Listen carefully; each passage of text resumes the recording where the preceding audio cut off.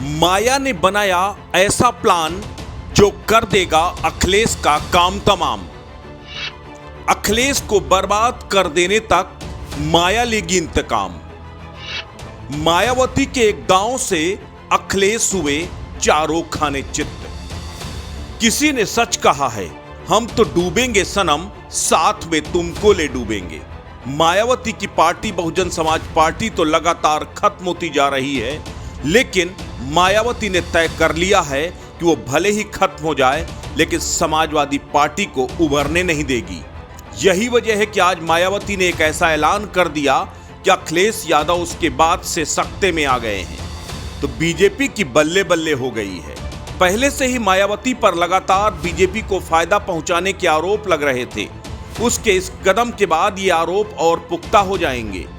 ठीक उस वक्त जब लखनऊ में बीजेपी की कार्य समिति की बैठक चल रही थी, बीजेपी 2024 के लिए जीत का मंत्र अपने कार्यकर्ताओं को दे रही थी, तभी मायावती की 2 पेज की चिट्ठी यानी प्रेस नोट सामने आता है, जिसमें मायावती के ऑपरेशन अखिलेश के प्लान का खुलासा हो जाता है।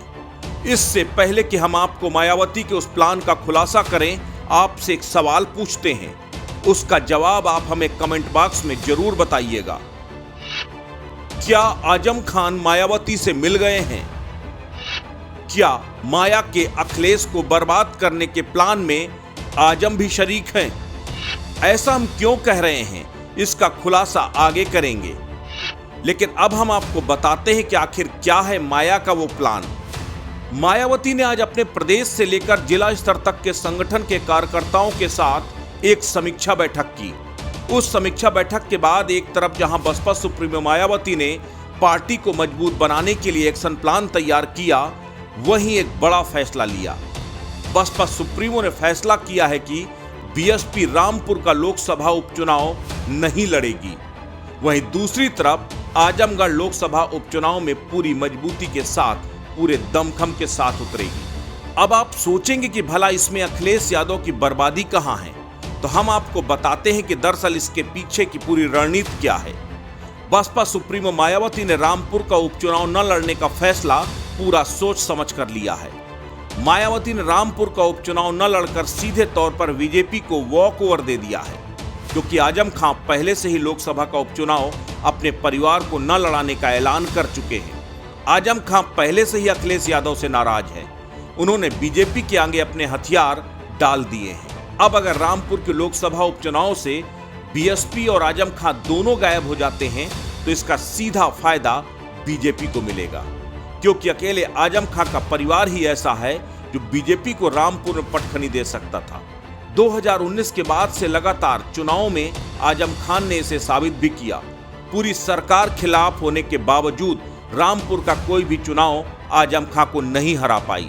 ऐसे में आजम खां का चुनाव न लड़ने का फैसला और बीएसपी के प्रत्याशी न उतारने का फैसला सीधे तौर पर बीजेपी को फायदा पहुंचाने वाला है।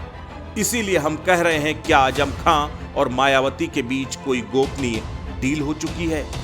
दोनों मिलकर क्या अखिलेश को हराने के लिए काम कर रहे हैं?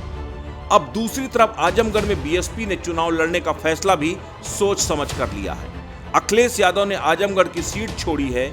अखिलेश यादव वहां से अपनी पत्नी डिंपल यादव को चुनाव लड़वा सकते हैं। मायावती ने आजमगढ़ से पहले ही गुड्डू जमाली, एक बड़े मुस्लिम नेता को अपना प्रत्याशी बना रखा है। ऐसे में अगर वहां से गुड्डू जमाली मुस्लिम वोट बैंक को सपा के खाते से काट पाया, तो वह सीधे तौर पर समाजवादी पार्टी को नुकसान पहुंचाएगा और बीजेपी को फायदा।